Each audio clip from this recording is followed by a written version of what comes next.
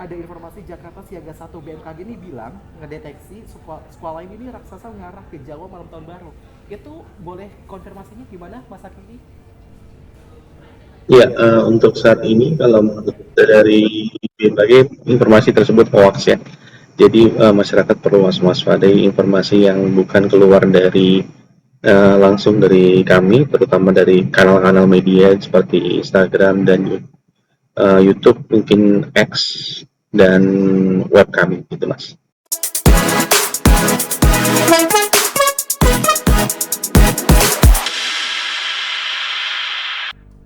Halo. Halo, selamat sore. Apa kabar nih? Senang sekali zoom in di kembali hadir di iNews.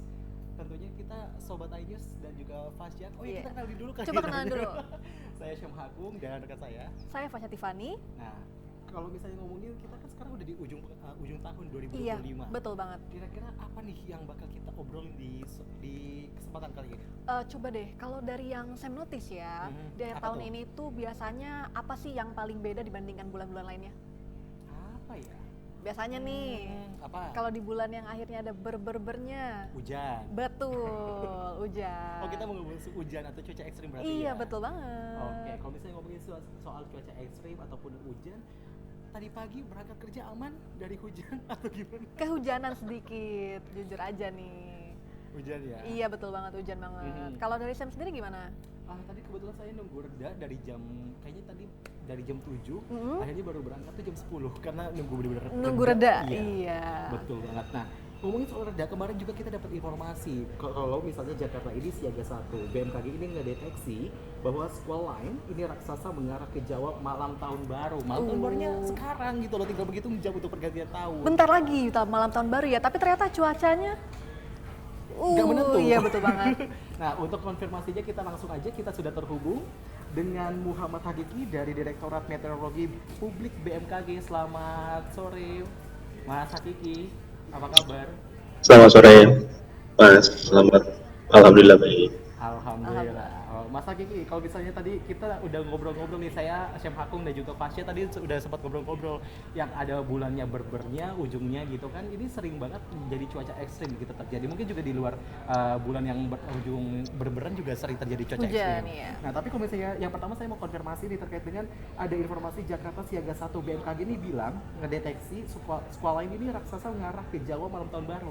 Itu boleh konfirmasinya gimana, Mas Hakiki? Ya, untuk saat ini kalau menurut dari BMKG informasi tersebut hoax ya. Jadi masyarakat perlu waspadai informasi yang bukan keluar dari langsung dari kami, terutama dari kanal-kanal media seperti Instagram dan YouTube, mungkin X dan web kami, gitu mas. Berarti bisa dipastikan untuk informasi yang tadi kita sampaikan juga hoax gitu ya, Mas ya? Iya, betul. Oke. Betul. Oke, baik. Mas, kalau misalnya kita berbicara juga soal cuaca ekstrim yang terjadi akhir-akhir ini, belakangan ini, dan juga menyambut nanti tahun 2026 ya, tinggal menghitung jam seperti itu ya, Mas, Betul ya? banget. Ini kira-kira untuk prediksinya dulu nih, kita ngomongin prediksi untuk malam tahun baru nih, apalagi kan banyak masyarakat yang pastinya akan ngabisin waktu bareng keluarga, Iya. kerabat tercinta. Ini gimana nih untuk apa namanya? Prediksi perkiraan cuacanya kira-kira apa untuk malam tahun baru ini? Iya, untuk besar wilayah Indonesia perlu kita waspadai ya. Ada potensi hujan mungkin tidak rata, ringan, sedang hingga lebat. Yang perlu jadi perhatian memang wilayah-wilayah tertentu yang kalau kita perhatikan dari informasi radar kami, kemudian satelit, memang daerah-daerah seperti wilayah Sumatera bagian selatan dari Bengkulu, kemudian Sumatera Selatan, daerah Lampung, itu memang ada potensi hujan sedang hingga lebat. Begitu pula untuk wilayah Jawa bagian barat, Banten, DKI Jakarta, Jawa Barat, Jawa Tengah, dan beberapa wilayah seperti wilayah Jawa Timur juga masih akan ada. Dimana kalau kita lihat potensi wilayah khususnya wilayah Jakarta menjelang dini hari hingga pagi ada potensi hujan sedang, perlu jadi perhatian bagi teman-teman yang ingin melakukan perayaan malam tahun baru. Tadi disebutkan beberapa wilayah, ada juga termasuk Jakarta salah satunya yang disebutkan. Tapi yang saya mau Betul. coba follow up dulu tadi kan Sumatera Selatan tadi disebutkan. Tapi kalau bisa kita berbicara beberapa waktu lalu kan kita juga menghadapi musibah di wilayah Sumatera Iya. seperti itu Fasya dan juga Mas Kiki. Kira-kira kalau misalnya untuk daerah-daerah yang sebelumnya terdampak bencana seperti itu apakah juga mengalami cuaca ekstrim atau seperti apa, Mas Kiki? Ya, ya untuk beberapa wilayah yang terdampak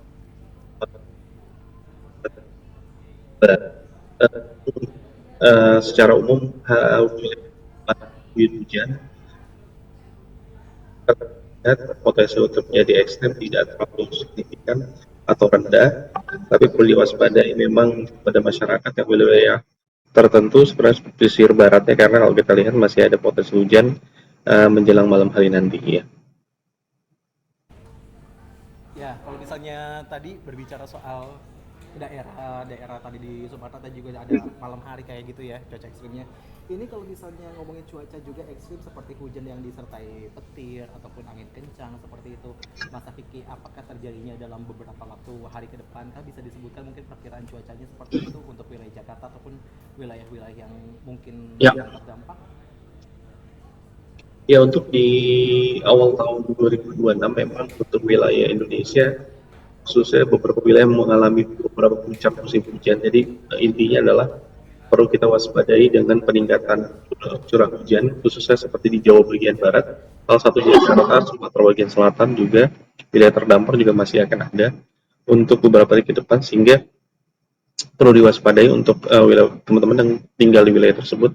Kenapa? Karena kalau kita lihat ada gangguan siklon tropis bibit siklon 90S di selatan atau barat daya Banten memang meningkatkan memicu potensi hujan di wilayah pesisir barat Sumatera dan pesisir selatan Jawa bagian barat. Ya, Ya kalau misalnya ngomongin soal siklon 90S tadi dampaknya itu apa ya Mas Hakiki kalau misalnya terjadi seperti itu? ya untuk bibit 90S mempunyai dampak secara tidak langsung dan secara langsung kalau kita lihat peningkatan potensi hujan sedang hingga lebat kalau kita lihat di wilayah-wilayah seperti Bengkulu, kemudian wilayah seperti Lampung, wilayah daerah Banten, pesisir selatan Jawa, tidak langsung hujan jadi sedang hingga lebat. Memang terbukti memang saat ini kita pantau wilayah kita memang khususnya Jakarta cukup tertutup awan. Kemudian adalah peningkatan tinggi gelombang di wilayah-wilayah seperti Samudra Hindia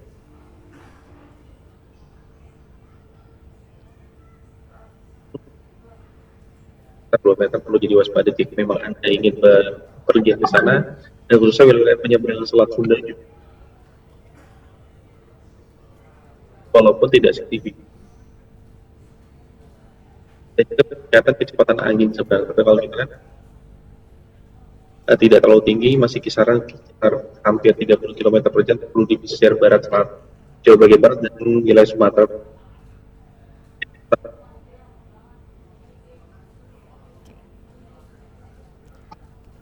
Ya, Ya, silakan. baik Bapak, terima kasih atas jawabannya. Sekarang nih kita kan udah ngomongin tentang cuaca di malam tahun baru ini ya. Betul. Kalau misal boleh tahu nih dari pihak BMKG-nya sendiri memasuki bulan Januari ini, gimana sih gambaran umum cuaca di Indonesia kalau menurut BMKG sepanjang bulan Januari ini ya Pak? Ya, untuk kalau kita lihat secara gambaran cuaca di wilayah Indonesia memang masih sebagian besar wilayah kita sudah mengalami musim hujan dan Januari merupakan puncak musim hujan di beberapa tempat khususnya Jakarta, Jawa bagian barat dan juga daerah Jawa dan juga wilayah Sumatera bagian selatan dan mulai Bali, NTB, NTT sehingga kalau dilihat pun dalam kondisi kategori normal dalam arti secara statistik dan klimatologis akan sesuai rata-ratanya. Jadi memang perlu diwaspadai khususnya wilayah-wilayah daerah Jakarta yang cenderung mungkin ada di bulan-bulan Januari sehingga perlu diwaspadai oleh teman-teman masyarakat yang memang tinggal di wilayah-wilayah yang mudah terdampak bencana hidrometeorologi ya gitu Mbak. Terima kasih. Selanjutnya, apakah ada potensi bencana hidrometeorologi seperti banjir atau longsor ataupun pohon tumbang yang perlu diantisipasi oleh masyarakat?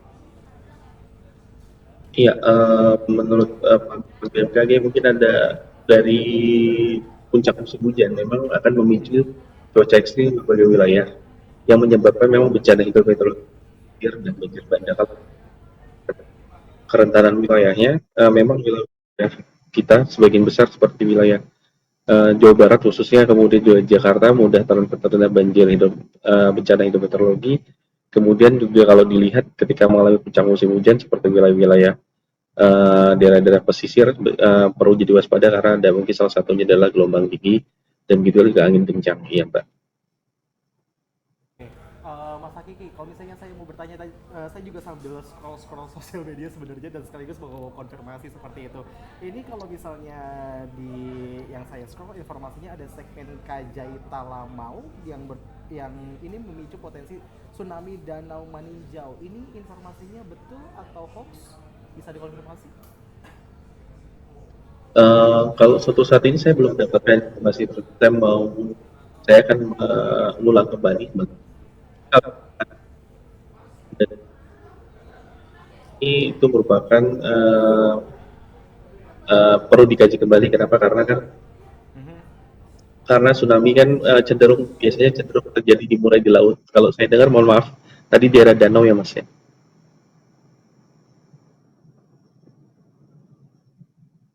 Halo, Bisa terdengar suara kami, Mas Hakiki? bisa. Iya, Ya, iya betul sekali. tadi ulangi tadi wilayah mana? Kaj- Saya dengar tadi wilayah danau ya Mas ya. iya betul, di Kajai Talamau. Ya, untuk saat ini saya belum mendapatkan informasi. Baik. Tepat dari website resmi dari lembaga-lembaga pemerintahan atau dari dunia khusus sebagai tsunami early warning. Mungkin itu berupa bukan hoax, jadi perlu kita kaji dulu Mas. Ini berita apa? Ya. Siap. Mas Hakiki, tapi kok bisa kita mendapatkan informasi di akhir-akhir ini, apalagi soal sosial media yang makin banyak banget nih konten-konten gitu ya. Apalagi sekarang ada apa namanya AI ya. Iya Pak, jadi kayak orang tuh gampang percaya sama berita-berita yang mungkin belum terkonfirmasi bahkan. Betul, ini banyak banget berseliweran. Gimana cara Ya. membedainnya dari pihak BMKG gitu untuk mengedukasi masyarakat supaya oh yang ini yang benar loh informasinya, oh yang ini tuh yang hoax seperti itu. Ini untuk deteksinya atau untuk konfirmasinya seperti apa ya Mas Hakiki? Ya, memang kalau AI memudahkan kita mencari informasi, tapi perlu balik lagi, bijaklah menggunakan AI karena AI juga bisa di-training dalam arti kita pencarian ini berita dari mana sumbernya. Jadi masyarakat perlu mengedukasi kembali dirinya sendiri, terutama ketika ditanya ada berita, ini sumber dari mana. Memang kalau memang sumber asli dari BMKG mungkin bisa diklik linknya sehingga bisa membaca ulang kembali di website asli, sehingga itu trik paling mudah untuk membedakan antara itu hoax atau bukan. Yang berikutnya adalah informasi yang diberikan oleh BMKG sangat uh, mudah ditemukan di laman resmi kami, khususnya di beberapa kanal media, khususnya salah satunya adalah Instagram, karena itu salah satu media BMKG ketika ingin melakukan mendistribusikan informasi baik itu perakiraan dan peringatan dini. Ya, gitu Mas. Ingatan dan juga tadi informasi bisa disimak secara lengkap. Langsung lengkap dari BMKG-nya langsung di laman Instagramnya BMKG. Iya, selain di Iya. Instagramnya tadi izin konfirmasi ada di bmkg.co.id atau Ya, ada beberapa kami memberikan informasi, sepertinya yang paling cukup memang banyak kanalnya. Yang pertama adalah Instagram, adalah X, kemudian juga adalah webcam, dan terakhir adalah di aplikasi kami di Etiko BMKG. Itu mungkin lebih cepat, lebih mudah masyarakat untuk melihat kembali dan bahkan dapat terakhir melihat forecasting atau kejadian cuaca saat ini. Jadi dan melihat dari data radar dan data satelit, sehingga teman-teman atau pemirsa mudah ketika ingin melakukan perjalanan atau memudahkan ketika melakukan aktivitas. Apabila terancam ketika ada kejadian cuaca yang cenderung mungkin mendekati ekstrim atau bahkan ekstrim. Ya. Oke, baik Bapak, terima kasih. Sekarang juga karena kebetulan beberapa jam lagi kita akan menutup Iya. tahun 2025 ya, Mas Em ya. Mungkin ada himbauan nggak ya Pak dari BMKG untuk masyarakat yang ingin merayakan tahun baruan di luar? Oke. Yang pertama adalah perhatikan sudah ada awan CB atau mungkin kan mendung, apakah sudah ada hujan. Jadi persiapkan terlebih dahulu. Kemudian kedua adalah bawa perlengkapan seperti payung atau jas hujan ketika ingin melakukan perayaan tahun baru. Berikutnya adalah hati-hati berkendaraan, terutama kendaraan roda 2 dan licin. Jadi perhatikan kondisi apakah ini efisien menggunakan tersebut dan atau misalkan memilih lebih ke umum karena mungkin timbul kemacetan akibat jika terjadi adanya genangan ataupun banjir. Dan selanjutnya adalah perhatikan arahan dari aparat ketika memang pada saat melakukan perayaan terjadi hujan yang cukup deras sehingga ini akan memudahkan flow ketika ingin bergerak, khususnya ketika ingin masuk ke gedung atau ke tempat-tempat yang berlindung. Dan terakhir, pantau terus di @BMKG di kanal kami sehingga teman-teman bisa memperkirakan apakah tempat yang ketika merayakan tahun baru itu akan mudah untuk dalam arti adalah apakah ada hujan atau tidak. Kemudian berikutnya juga apakah sudah ada potensi banjir atau tidak karena terlihat dari informasi dari BMKG. Ya. Oke, Mas Hakiki, kalau misalnya ngomongin sebenarnya saya ada pertanyaan sebenarnya ini apa ya bisa dibilang mungkin pertanyaan agak gimana tapi saya penasaran untuk bertanya seperti itu. Kalau misalnya ngomongin soal tahun baru kan identik dengan kembang api Iya, dan juga betul petasan. banget. Tapi kan kalau misalnya untuk beberapa daerah ataupun kepolisian juga Kapolri juga mengatakan bahwa melarang adanya pesta kembang api. Tapi yang mau saya tanya adalah apakah kembang api juga mempengaruhi terjadinya cuaca misalnya hujan seperti itu atau nggak ada hubungannya ya, Mas Hakiki? Kalau secara saya belum menemukan secara saya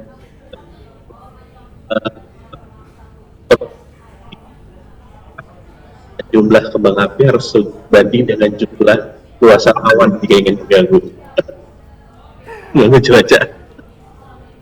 Oke, siap Mas Hakiki. Tapi kalau misalnya kalau kita ngomongin soal apa namanya cuaca ekstrim, tadi kan suruh dipantau lewat apa namanya aplikasi, ada X, ada Instagram, ada website BMKG juga Mas Hakiki.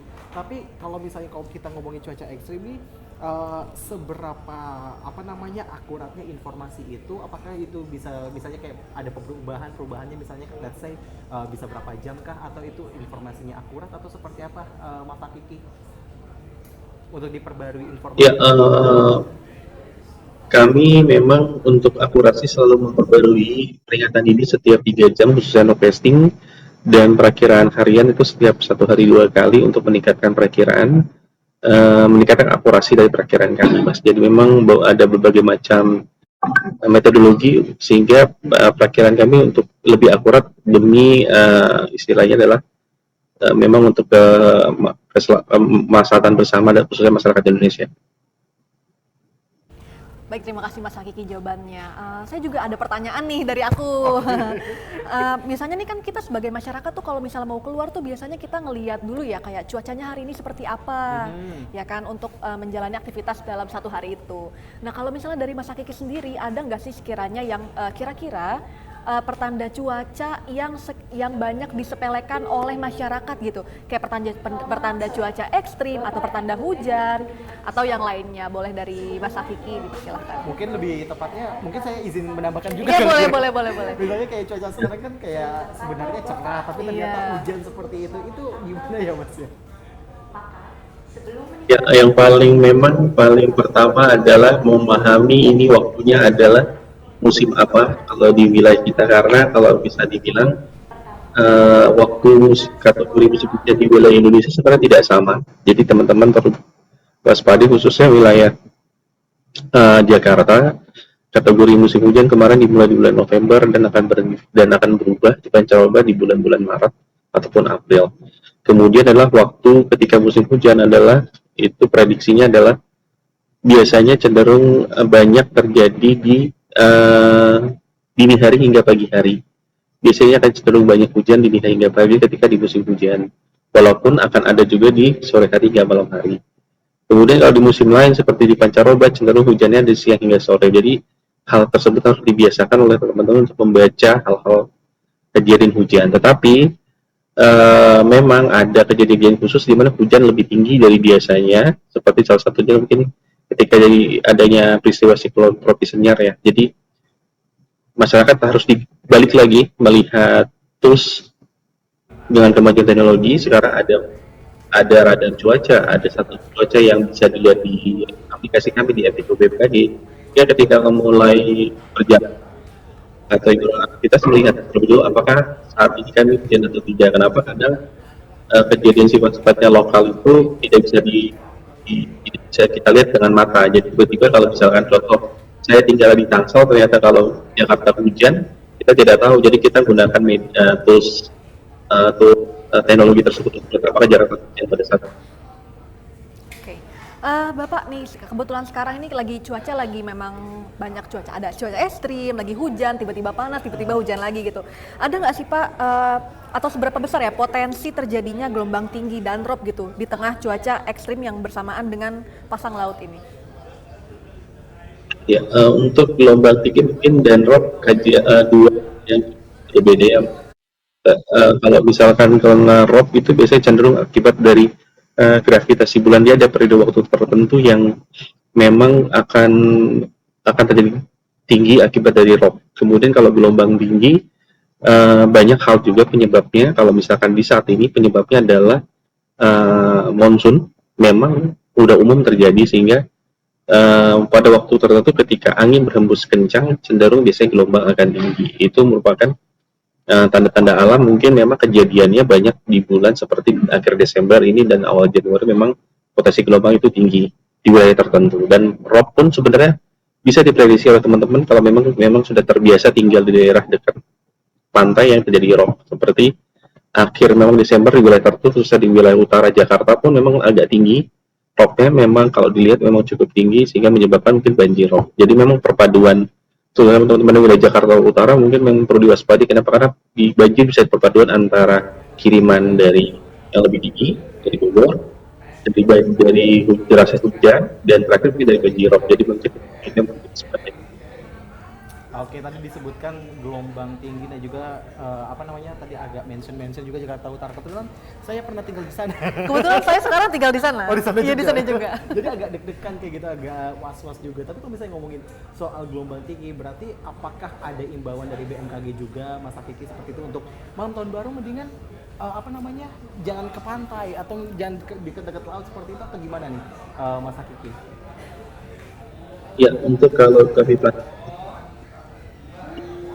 saat ini Mas, di wilayah Indonesia perlu kita prediksi sebenarnya di beberapa wilayah. Kalau terutama seperti aliran dari monsun dan wilayah selatan Jawa, seperti wilayah daerah-daerah seperti daerah Bangka Belitung, kemudian Selat Karimata, Laut Jawa, kemudian Selat Makassar, masuk ke Laut Flores, dan juga daerah Samudra Hindia, pesisir selatan Jawa. Kemudian memang perlu diwaspadai jika memang ingin beraktivitas di sana, dan memang dan itu juga kalau dilihat dari tanggal-tanggalnya juga masih umum terjadi di saat-saat ini. Dan itu juga kalau rob, prediksinya dari BMKG yang dikeluarkan, dari teman-teman bisa mengunjungi info maritim kami, sehingga wilayah waktu di rob itu bisa diprediksi. Kalau kami pantau seperti di pesisir utara Jawa itu masih cukup tinggi potensi rob untuk hingga akhir Desember. Iya, Mas. Oke, berarti perlu diantisipasi adanya banjir rob atau enggak tadi tsunami seperti itu ya, ataupun gelombang tinggi seperti itu di akhir tahun ini. Jadi lebih baik kalau misalnya akhir tahun atau untuk merayakannya jangan dekat-dekat pantai gitu kali ya, Mas Hakiki? Enggak selamanya setiap bulan sepanjang kembali apakah waktu-waktu tertentu tersebut itu cukup tinggi gelombangnya. Tapi memang perlu disadari kecenderungan di akhir Desember memang tinggi, jadi memang harus waspada, tetapi tidak perlu tidak datang. Kenapa? Karena ada saatnya kita Desember itu cerah dan gelombang tidak terlalu tinggi, sehingga masyarakat juga masih tetap bisa beraktivitas di laut gitu, Mas. Perlu, tapi jangan panik, mungkin itu ya apa poinnya seperti itu ya, Mas Hakiki? Ya, jadi selalulah mengedukasi diri. Ya, gimana, Mas? Diri sendiri, jadi sehingga membaca informasi. Oke, harus apa namanya membaca informasinya dengan jelas dan clear Iya, seperti betul itu. banget. Tadi kayaknya Literasi. ada mau tanya deh. Iya, kebetulan aku mau nanya nih. Kalau menurutnya Mas Hakiki sendiri ya, apakah masyarakat Indonesia nih udah cukup responsif nggak sih dengan peringatan cuaca ekstrim dari BMKG tersebut? Ya, melihat dengan bertahun-tahun saya, memang saat ini masyarakat sudah mulai interest makin kuat terhadap peringatan dini karena melihat dampak cuaca ekstrim itu cukup terasa khususnya akibat siklon sejarah terakhir kali. Jadi masyarakat sudah cukup baik, tapi ada kalanya informasi perlu ditelaah lebih lanjut apakah informasi itu benar dari BMKG atau hoax, sehingga jadi tidak membuat kita panik gitu dalam beraktivitas gitu Mas.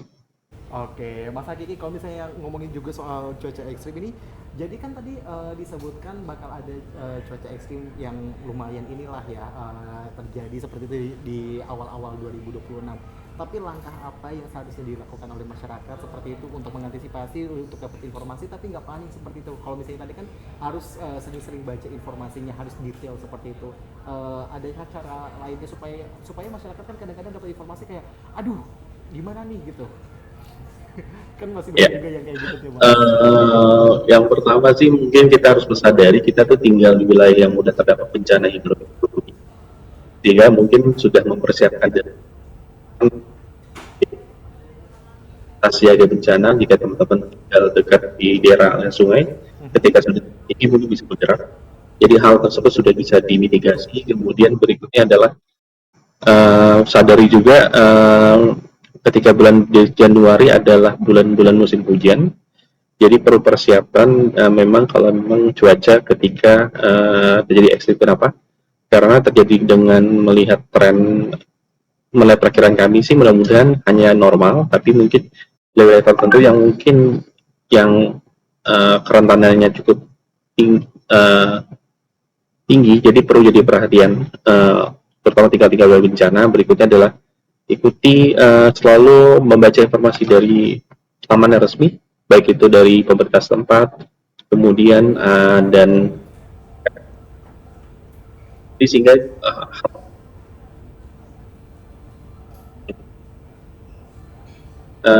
informasi yang masih belum bisa juga dicerna karena mungkin menurut saya dan terakhir adalah selalu terbuka antar tetangga.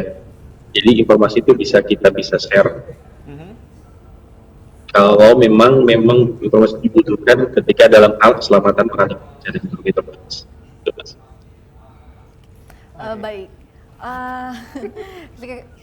Selanjutnya mungkin ada nggak Pak pesan dari BMKG untuk masyarakat agar tetap bisa menjalani tahun baru ini dengan aman dan nyaman ya, walaupun cuacanya masih nggak nentu gitu, kadang hujan atau kadang terik gitu.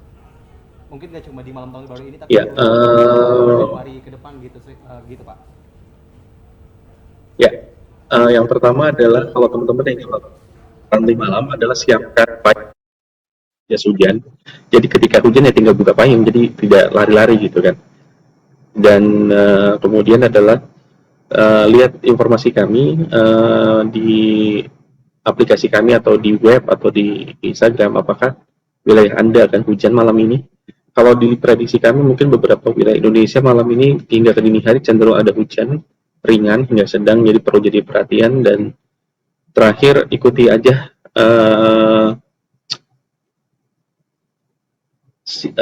rambu-rambu yang telah disepakati oleh pemerintah setempat atau aparat. Memang kalau sudah terjadi sesuatu, karena menurut kami pasti pemerintah setempat sudah memasang itu, jadi panik dan ikuti saja kalau memang itu diperlukan.